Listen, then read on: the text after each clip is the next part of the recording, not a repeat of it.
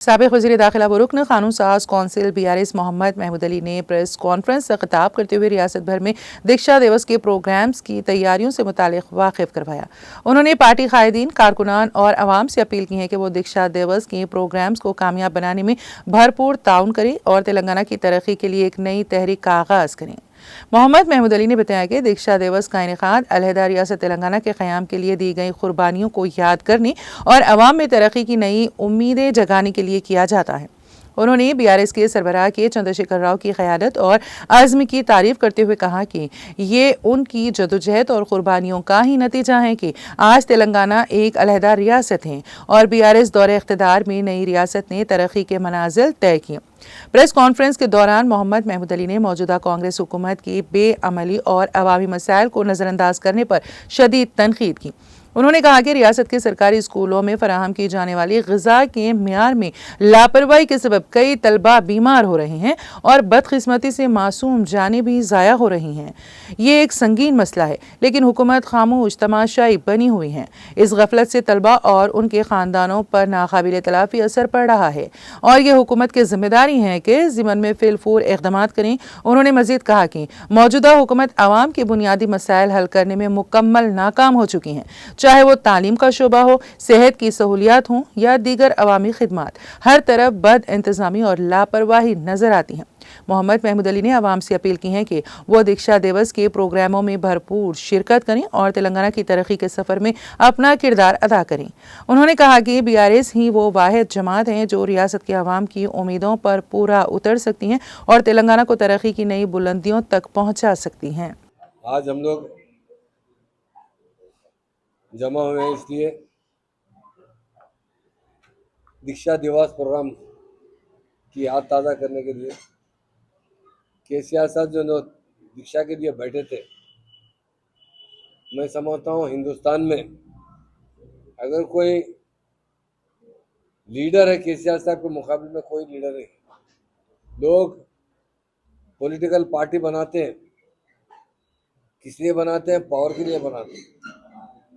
KCR साहब ने political party बनाई सिर्फ तेलंगाना के लिए, वो भी उनका इरादा नहीं था। जब शिबू सोरेन साहब से मिले झारखंड के, तो उन्होंने कहा राव साहब खाली आप मूवमेंट चलाएंगे तो बहुत परेशान कर देंगे, एक पार्टी बनाइए।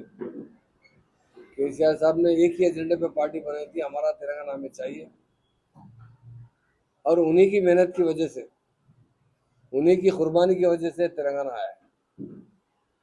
इसलिए KCR साहब का नाम जब तक दुनिया कायम रहेगी, ये तेलंगाना स्टेट का जब नाम निकलेगा तो लोग कहेंगे कि KCR साहब की कुर्बानी की वजह से, उनकी मेहनत की वजह से, उन्होंने जो सेक्रीफाइस किया है उसकी वजह से तेलंगाना बना। इसलिए लोग KCR साहब को पांचवा गांधी कहते हैं। कई लोगों ने किताबें लिखी है। KCR साहब जो बड़ी कुर्बानी दी है, हमें बाज़त गांधी जी की याद आती है अमन से, क्योंकि तेलंगाना मूवमेंट 69 में भी चला था। डॉक्टर चिन्नाडी साहब की सदारत में तकरीबन 400 से ज़्यादा नौजवान पुलिस की गोलियों में शहीद हो गए। KCR साहब पुरअमन तहरीक चलाए, यकीनन इसमें भी हमारे नौजवानों ने बहुत बढ़ चढ़ कर हिस्सा लिया और कुछ इम्पोर्टेंट नौजवानों ने शहादत भी हासिल की। उसका हमें भी बहुत गम है। हमारे जो KCR साहब ने व्रत बैठा था 29 नवंबर को, 11 दिन का, वो बड़ा अहम व्रत था, क्योंकि उन्होंने एक ही, जब उन्होंने व्रत बैठने से पहले बहुत से लोगों से डिस्कस किया था। लोग कहे अब नहीं बनता तेलंगाना, 69 में नहीं बना तो अब कैसा बन सकता, ये नामुमकिन है।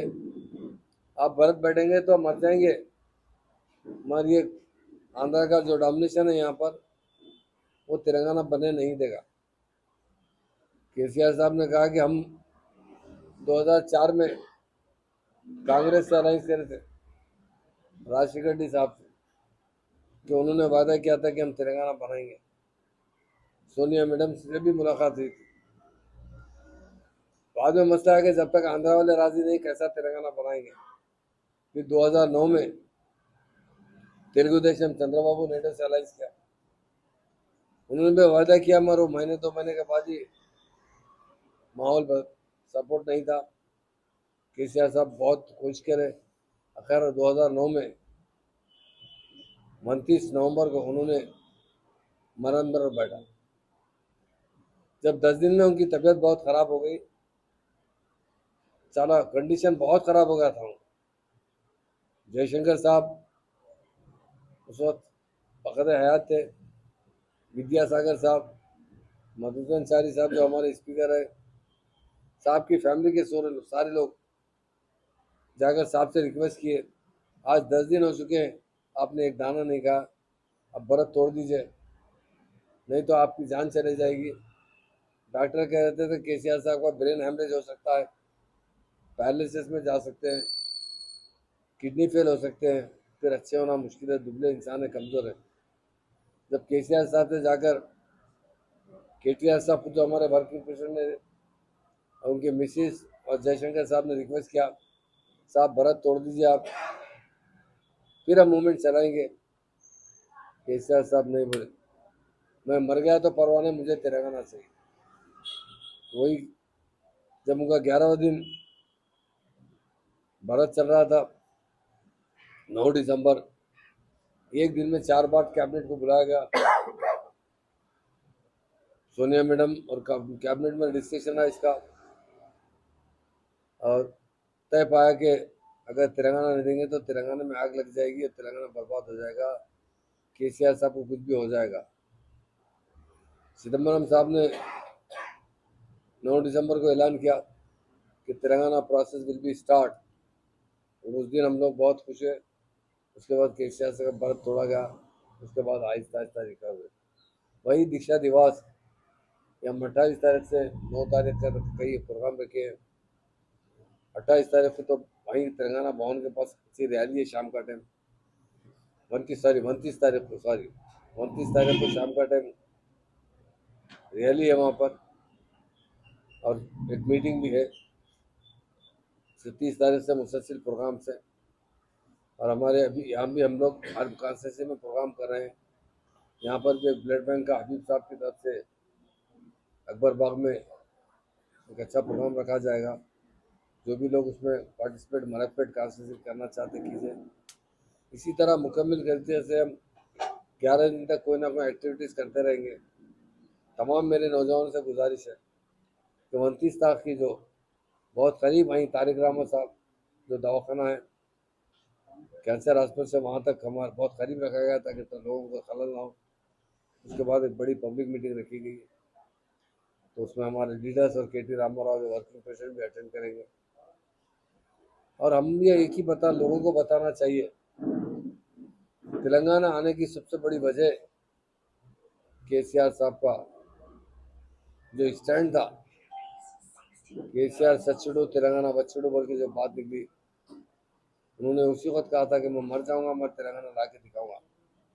क्योंकि अभी यहाँ भी हम लोग हर कॉन्स्टिट्यूंसी में प्रोग्राम कर रहे हैं। यहाँ पर भी ब्लड बैंक का हबीब साहब की तरफ से अकबर बाग में एक अच्छा प्रोग्राम रखा जाएगा। जो भी लोग उसमें पार्टिसिपेट कॉन्स्टिट्यूंसी करना चाहते कीजिए। इसी तरह मुकम्मल तरीके से हम 11 दिन तक कोई ना कोई एक्टिविटीज़ करते रहेंगे।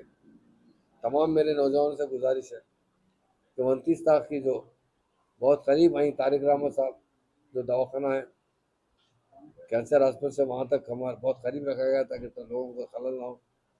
उसके बाद एक बड़ी पब्लिक मीटिंग रखी गई, तो उसमें हमारे लीडर्स और के टी रामाराव जो वर्किंग प्रेसिडेंट भी अटेंड करेंगे।